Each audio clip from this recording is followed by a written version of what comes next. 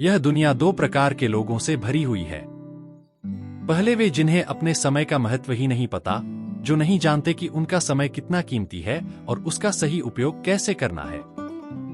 दूसरे वे लोग हैं जो अपने समय का हर पल पूरी तरह से उपयोग करते हैं और अलग अलग जगहों पर अपना समय लगाते हैं।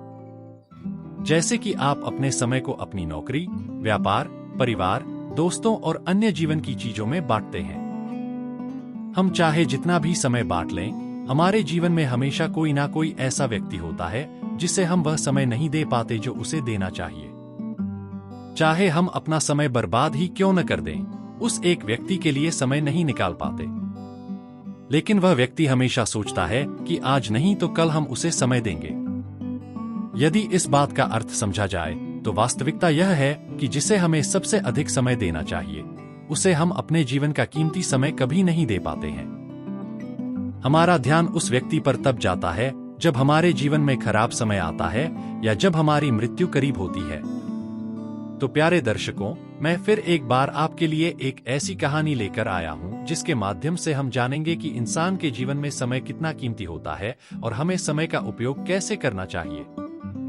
तो दोस्तों, आइए जानते हैं इस कहानी के माध्यम से। बहुत वर्षों पहले की बात है। एक नगर में एक राजा था जो अत्यंत पराक्रमी, बलवान और शक्तिशाली था। उसने दुनिया के कई बड़े राज्यों को जीत लिया था। अपनी विजय का जश्न मनाते हुए उसके महल में चारों ओर लोगों को भोजन कराया जा रहा था और धन बांटा जा रहा था। अन्य राज्यों के राजा भी उससे मिलने आए थे। राजा की प्रजा उसके लिए गीत गा रही थी और उसकी प्रशंसा कर रही थी। सभी लोग बहुत खुश थे और जश्न मना रहे थे। तभी एक अन्य राजा ने उस पराक्रमी राजा से पूछा, हे राजन, आपने इतने कम समय में जो सफलता हासिल की है, उसका रहस्य क्या है? कई राजाओं ने इस सफलता की कल्पना की थी पर सभी असफल रहे।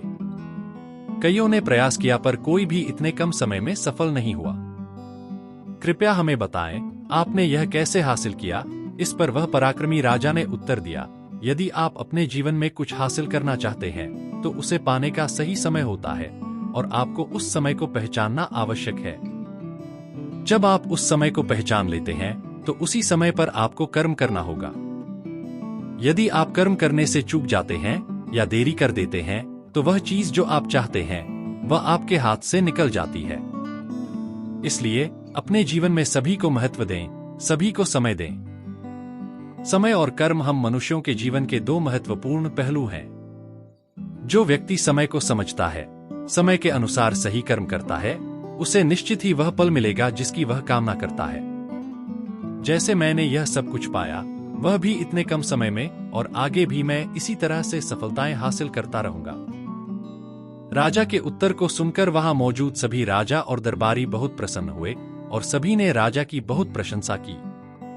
उन्होंने राजा के विचारों का स्वागत भी किया।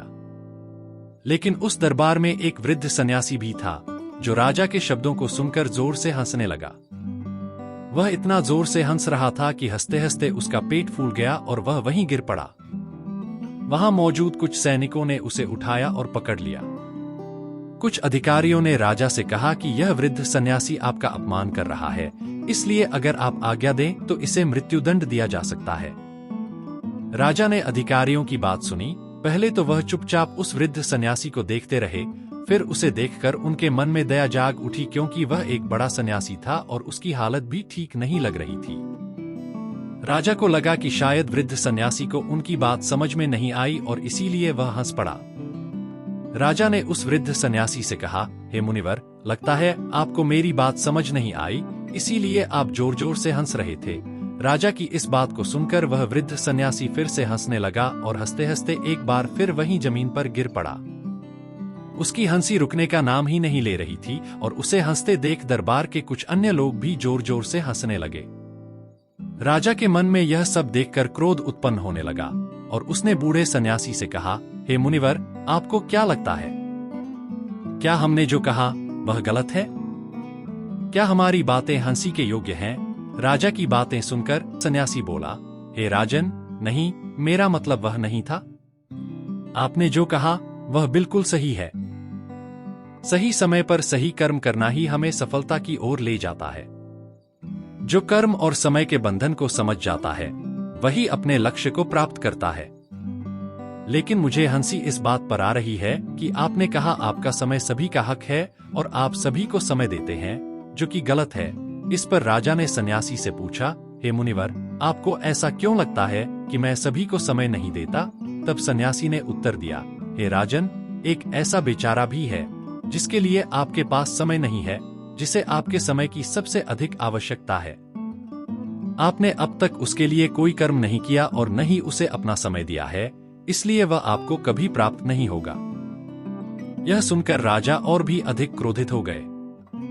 राजा ने उस वृद्ध सन्यासी से कहा, मुनिवर, आप मुझे बताएं वह कौन है, मैं उसे निश्चित ही अपना समय दूंगा और उसे जानने और समझने का प्रयास करूंगा। इस पर वह वृद्ध सन्यासी जोर से हंसने लगे और बोले, हे राजन, मेरा काम था आपको जागृत करना, जो मैंने कर दिया। अब आप स्वयं ही उसे खोजिए कि आखिर वह कौन है। मैं फिर मिलूंगा जब तक आप यह पता लगा लीजिए कि आखिर ऐसा कौन है जिसे आपने अब तक समय नहीं दिया। यह कहकर वह वृद्ध सन्यासी राज दरबार से हंसते हुए चले गए। राजा के दिल को उस वृद्ध सन्यासी की बातें छू गईं और वह गहन चिंतन में डूब गया। बहुत सोचने पर भी उसे यह समझ नहीं आया कि आखिर वह कौन है जो उसके इतना करीब है। फिर भी राजा ने कभी उसे समय नहीं दिया। जब कोई समाधान नहीं सूझा तो उसने अपने सेनापति को आदेश दिया कि वह पूरे राज्य में जाकर पता लगाए कि ऐसा कौन है जिसे उसने अब तक समय नहीं दिया। सेनापति और उनकी सेना ने राजा के आदेश का पालन किया और खोज शुरू की। कई दिन बीत गए, लेकिन उन्हें अभी तक वह व्यक्ति नहीं मिला जिसे राजा ने समय नहीं दिया था। राजा खुद से सोच रहा था कि उसने तो हमेशा सभी को समय दिया है, अपने दरबारियों को, अपनी प्रजा को, अपने परिवार को, यहाँ तक कि अपने शत्रुओं को भी। तो फिर वह कौन है जिसे उसने समय नहीं दिया? इसी सोच में डूबा राजा बहुत चिंतित हो गया। उसे समझ नहीं आ रहा था कि आखिर वह कौन है जिसके लिए उसने अब तक कोई काम नहीं किया और न ही समय दिया। दिन बीतते गए और राजा को लगने लगा कि शायद वह वृद्ध सन्यासी उसके साथ मजाक करके चला गया था, और इसी सोच में उसे बहुत क्रोध आने लगा। राजा ने अपने सेनापति को आज्ञा दी कि वे जाकर उस बूढ़े सन्यासी को ढूंढे और लाएं, चाहे वह कहीं भी हो। उन्होंने कहा कि उन्हें वह सन्यासी हर हाल में और किसी भी कीमत पर चाहिए। सेना ने राजा की आज्ञा का पालन करते हुए पूरे राज्य को खंगाला, परंतु उन्हें वह सन्यासी कहीं नहीं मिला। अंत में हार मानकर सेना राजा के पास लौटी। उन्होंने राजा से क्षमा याचना की और कहा कि उन्होंने पूरी कोशिश की, पूरे राज्य को छान मारा, लेकिन वह बूढ़ा सन्यासी उन्हें कहीं नहीं मिला, इसलिए वे क्षमा चाहते हैं। राजा ने सेनापति की बात अनसुनी कर दी, क्योंकि उन्हें लगा कि वह सन्यासी उनके ही राज्य में है। इसी कारण वह स्वयं उस सन्यासी को ढूंढने निकल पड़े। कई दिनों तक इधर उधर भटकने के बाद राजा को पता चला कि वह बूढ़ा सन्यासी पास के ही एक गांव में प्रवचन देने आ रहा है। राजा भी उसी गांव में पहुंच गया जहां वह बूढ़ा सन्यासी प्रवचन दे रहा था। गांव वाले उसके चारों ओर भीड़ लगाकर बैठे थे। राजा ने इस अवसर का लाभ उठाते हुए अपना वेश बदला और भीड़ में शामिल हो गया। वह जानना चाहता था कि क्या इस बूढ़े सन्यासी में वास्तव में ज्ञान है या उसने राजा के सामने केवल मजाक किया था। बूढ़ा सन्यासी कुछ कह रहा था, परंतु गांव वालों की भीड़ इतनी अधिक थी कि वे आपस में ही बातचीत में लीन थे और उन्हें सन्यासी की आवाज सुनाई नहीं दे रही थी। यह देखकर बूढ़ा सन्यासी बिना कुछ कहे या सुने वहां से चला गया। हालांकि भीड़ के सबसे आगे बैठे लोगों को उसकी आवाज सुनाई दे रही थी और वे उसकी बातें समझ भी रहे थे। लेकिन जब सन्यासी ने देखा कि बाकी गांव वाले अपनी बातों में लगे हुए हैं, तो वह चला गया। जब सभी एक दूसरे से बातचीत में व्यस्त थे, वह बूढ़ा सन्यासी वहां से उठकर जाने लगा। परंतु जिन लोगों ने उस बूढ़े सन्यासी की बातें सुनी और समझी थी, वे उसे रोकने लगे और कहने लगे, गुरुजी, आप कहां जा रहे हैं? आपने तो अभी तक हमें कुछ भी नहीं बताया। आप इस तरह से चुपचाप क्यों जा रहे हैं? कृपया रुकिए। वह बूढ़ा सन्यासी उन लोगों की बात मान लेता है और वापस अपने स्थान पर बैठ जाता है। फिर वह उनसे कहता है, अगर तुम लोग इसी तरह से एक दूसरे की बातें सुनते और वार्तालाप करते रहोगे, तो मैं क्या, यदि भगवान भी तुम्हारे सामने आ जाएं, तो वे भी बिना कुछ कहे या सुने यहाँ से चले जाएंगे और तुम उन्हें कभी नहीं सुन पाओगे, क्योंकि तुम लोग तो अपनी बातों में ही लगे हुए हो। तुम्हें तो केवल एक दूसरे की बातों में मजा आ रहा है। तुम सभी अपनी अपनी बातें सुनने और सुनाने में व्यस्त हो, और तुम जैसे लोग जिंदगी भर केवल यही करते रह जाएंगे। तुम्हें अपना जीवन ऐसे ही पसंद है, लेकिन जब तुम जैसे लोगों का अंतिम समय आता है, उस वक्त जब कोई तुम्हारी बातें नहीं सुनता, तब तुम्हें भीतर ही भीतर पीड़ा होती है, तकलीफ होती है। उस वक्त तुम लोग रोते हो, चिल्लाते हो, चीखते हो कि कोई भी तुम्हारी बात नहीं सुन रहा है। अब मैं क्या करूं? ये बात सुनकर वहां पर उपस्थित सभी गांव वाले चुप हो गए और उस बूढ़े सन्यासी की बातें सुनने लगे। तभी वह बूढ़ा सन्यासी अचानक चुप हो गया और आगे कुछ नहीं कहा। कुछ देर तक सभी लोग एकदम खामोश रहे। तब उस भीड़ में से एक व्यक्ति ने कहा, हे महाराज, आप कुछ बोलते क्यों नहीं? आप इस तरह से चुप क्यों बैठे हो? तभी वह बूढ़ा सन्यासी उन सभी से कहता है, बोलो मत, सिर्फ सुनो, ध्यान लगाकर सुनो। इतना कहकर वह बूढ़ा सन्यासी फिर से चुपचाप बैठ गया और सभी लोग उसके बोलने का इंतजार करने लगे। कुछ देर तक ऐसे ही खामोशी छाई रही। चारों तरफ बिल्कुल सन्नाटा था। कुछ देर इंतजार करने के बाद उस भीड़ में से एक व्यक्ति उठा और उसने उस बूढ़े सन्यासी से कहा, हे महाराज, आखिर क्या बात है? आप हमसे कुछ बताते क्यों नहीं? आप कुछ बोल क्यों नहीं रहे हो? क्या आप हमारी हरकतों से नाराज हो? तभी वह बूढ़ा सन्यासी जोर से चिल्लाकर कहता है, अरे मूर्ख, चुप रह। जब तू चुप नहीं बैठेगा तो तुझे सुनाई कैसे देगा? इसीलिए चुपचाप बैठ जाओ और ध्यान से सुनने का प्रयास करो। सभी लोग एक बार फिर से चुपचाप बैठ गए। सभी लोग कुछ सुनने का प्रयास कर रहे थे। चारों तरफ एकदम सन्नाटा था, किसी की भी कोई आवाज नहीं सुनाई दे रही थी। काफी देर तक यह स्थिति बनी रही, पर गुरु की इस हरकत को देखकर गांव वालों ने आपस में फिर से बातें करनी शुरू कर दी। यह देखकर वह बूढ़ा सन्यासी फिर से कहने लगा, तुम लोगों की समस्या यह है कि तुम कभी शांत नहीं रहना चाहते। तुम हमेशा कुछ न कुछ कहना चाहते हो, बताना चाहते हो, बोलना चाहते हो, कुछ न कुछ करते रहना चाहते हो, लेकिन कभी भी शांत नहीं होना चाहते, कहीं पर रुकना नहीं चाहते, कुछ सुनना नहीं चाहते। बस कुछ भी करना है तो वह है बोलना। बोलते रहो, बोलते रहो। लेकिन क्या तुमने कभी सोचा है कि तुम क्या बोल रहे हो? इतने सारे विचार, इतने सारे शब्द, इतनी सारी सोच, आखिर ये सब आ कहां से रही है? इस बारे में कभी एक पल भी रुककर विचार किया है? जो शब्द तुम कह रहे हो, ये जो बातें तुम एक दूसरे को सुना रहे हो, इसके पीछे तुमने किसी आवाज को दबा रखा है। कभी उसके बारे में विचार किया है? ये सब देखकर गांव वाले बड़े आश्चर्यचकित थे और राजा को भी यह समझ नहीं आ रहा था कि आखिर यह बूढ़ा सन्यासी कहना क्या चाहता है।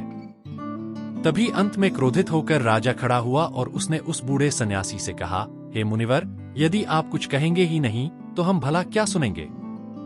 आप जब से बैठे हैं तब से तो आपने कुछ कहा ही नहीं, केवल यह कह रहे हैं कि ध्यान से सुनो, ध्यान से सुनो। लेकिन अभी तक आपने तो कुछ कहा ही नहीं। जब भी आपसे कोई कुछ भी कहने के लिए कहता है, तब आप बिल्कुल चुपचाप बैठ जाते हैं और कहते हैं, सुनो, ध्यान से सुनो, ध्यान लगाकर सुनो। आखिर हमें क्या सुनना है? जब आप कुछ कहेंगे ही नहीं तो हमें सुनाई क्या देगा? वह बूढ़ा सन्यासी जोर से हंस पड़ा और उसने राजा को पहचान लिया था। उसने कहा, हे राजन, आप कैसे सुन पाएंगे जब आपके सबसे करीबी को आपकी सबसे अधिक आवश्यकता है, जिसे आपने अभी तक कोई समय नहीं दिया? तो आप कैसे सुनेंगे? तभी वह राजा बड़े ही आश्चर्य से उस बूढ़े सन्यासी से कहता है, आपने मुझे कैसे पहचाना? मैं तो यहाँ भेष बदल कर आया हूँ। तब वह बूढ़ा सन्यासी राजा से कहता है, हे राजन, यहाँ बैठे सभी अकड़े व्यक्तियों में से आप में सबसे अधिक अकड़ है, इसलिए आपको पहचानना उतना ही आसान है। आगे राजा उस बूढ़े सन्यासी से कहता है, खैर, वह सब ठीक है, लेकिन आपने मुझे वह नहीं बताया कि मेरा करीबी कौन है, जिसे मुझे समय देना चाहिए था और मैंने अभी तक समय नहीं दिया। कहीं आप मुझसे मजाक तो नहीं कर रहे? क्योंकि मैंने अपने सेनापति से पूरी छानबीन करवाई है, लेकिन अभी तक मुझे कोई ऐसा व्यक्ति नहीं मिला जिसे मैंने अभी तक अपना समय नहीं दिया हो। यदि आपने मेरे साथ कोई मजाक किया था तो इसका अंजाम बहुत बुरा होगा। इसके लिए आपको मृत्युदंड दूंगा। वह बूढ़ा सन्यासी जोर जोर से हंसने लगा और वहीं पर फिर से एक बार गिर पड़ा और राजा से कहने लगा, हे राजन, मृत्युदंड तो ठीक है, वह तो आप मुझे बाद में दे देना, लेकिन उस व्यक्ति से तो मिलो जो आपके लिए तड़प रहा है, जो आपका समय पाना चाहता है, जिसे आपने अभी तक बिल्कुल भी समय नहीं दिया। इस पर राजा उस बूढ़े सन्यासी से कहता है, हाँ हाँ, बताओ वह कौन है, मैं यहाँ पर वही जानने आया हूँ। तभी वह बूढ़ा सन्यासी राजा से कहता है, हे राजन, यदि तुम्हें यह जानना है तो इसके लिए तुम्हें मेरे साथ एकांत में चलना होगा।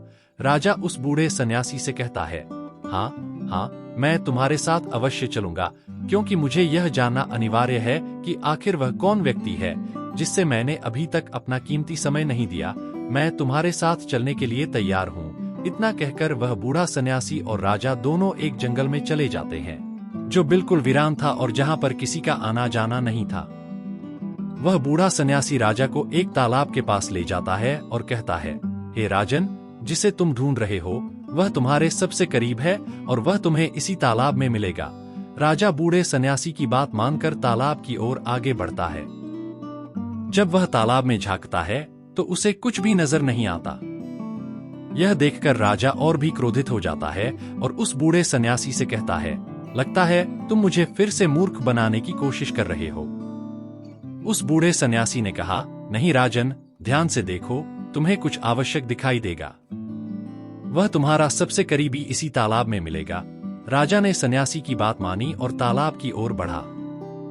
तालाब में ध्यान से देखते हुए उसे केवल अपनी परछाई नजर आई। इस पर सन्यासी ने कहा, राजन, तुम्हें तुम्हारा करीबी मिल गया। यही वह व्यक्ति है जिसे तुमने अभी तक समय नहीं दिया, जिसके लिए तुमने कोई कर्म नहीं किया और जिसे तुम्हारे समय की सबसे ज्यादा जरूरत है। राजा ने विचार किया और सन्यासी से कहा, मुनिवर, आप सही कहते हैं। हम सभी के लिए समय निकालते हैं, पर अपने लिए नहीं। फिर राजा ने पूछा, हम अपने आप को कैसे सुन सकते हैं, अपने लिए समय कैसे निकाल सकते हैं? राजा की बात सुनकर वह बूढ़ा सन्यासी फिर से जोर से हंसने लगा और राजा से बोला, चुप हो जाओ, मौन रहो, शांत बनो, आंखें बंद करो, अपनी बकवास बंद करो और यहीं पर बैठ जाओ। अपने ऊपर ध्यान लगाओ, अपने आप पर ध्यान दो, तभी तुम खुद को सुन पाओगे और खुद को समय दे पाओगे। अन्यथा तुम्हारा जीवन इसी तरह व्यर्थ में ही बीत जाएगा और तुम कभी खुद को न तो देख पाओगे और न ही सुन पाओगे। और जब तुम्हारा अंतिम समय आएगा तब तुम्हें एहसास होगा कि तुमने अपने लिए समय ही नहीं निकाला, लेकिन तब तक बहुत देर हो चुकी होगी। जब आपके पास खुद को समय देने का समय नहीं होगा तब आप खुद को कैसे सुन पाएंगे? जैसा कि आप कहते हैं, सही समय पर सही कार्य करना चाहिए, तो यही वह समय है। यह सही समय है जब हम खुद को देख सकते हैं, सुन सकते हैं, पहचान सकते हैं और समझ सकते हैं। हम खुद को उन कर्मों से भी बचा सकते हैं जो हमें विनाश की ओर ले जा सकते हैं। इस बूढ़े सन्यासी की बातें सुनकर राजा तुरंत उनके चरणों में गिर पड़ा और कहने लगा, हे मुनिवर, आपका बहुत बहुत धन्यवाद। आपने मुझे मेरे आप से मिलवाया है, अन्यथा मैं अपना जीवन व्यर्थ ही गंवा देता। मैं खुद को कभी समय नहीं दे पाता, नहीं समझ पाता, नहीं सुन पाता। राजा की ये बातें सुनकर वह बूढ़ा सन्यासी जोर से हंसने लगा। हंसते हंसते तालाब में गिर पड़ा और राजा से कहने लगा, तुम तो बहुत गंभीर हो गए। यह जीवन गंभीरता के लिए नहीं, बल्कि हंसने और हंसाने के लिए है, खुशियां बांटने और सुख बांटने के लिए है। इसलिए खुद को पहचानो, खुद को जानो, खुद को समय दो और दूसरों में खुशियां बांटो। इस प्रकार कहकर वह वृद्ध सन्यासी ने राजा को जीवन जीने की शिक्षा दी। और प्रिय साथियों, हमें भी राजा और वृद्ध सन्यासी की इस कहानी से सीख लेनी चाहिए, अन्यथा हमें भी राजा की भांति एक मार्गदर्शक की आवश्यकता होगी ताकि हम अपने जीवन को सुधार सकें। इसलिए साथियों, इस कहानी से हमें बहुत कुछ सीखने की जरूरत है और हमें लोगों में प्रेम और खुशियां बांटने की जरूरत है। साथ ही हमें अपने ऊपर और अपने धन पर कभी घमंड नहीं करना चाहिए। चाहे आप कितने भी धनी हो या ज्ञानी हो, अपने धन और ज्ञान का सही उपयोग करना ही मानवता का धर्म है। इसलिए प्रिय साथियों, मैं आशा करता हूं कि इस कहानी से हमें बहुत कुछ सीखने को मिलेगा और अगर हम वास्तव में अपने जीवन में सुधार करना चाहते हैं तो हमारे जीवन में खुशियां ही खुशियां होंगी और प्रेम ही प्रेम होगा।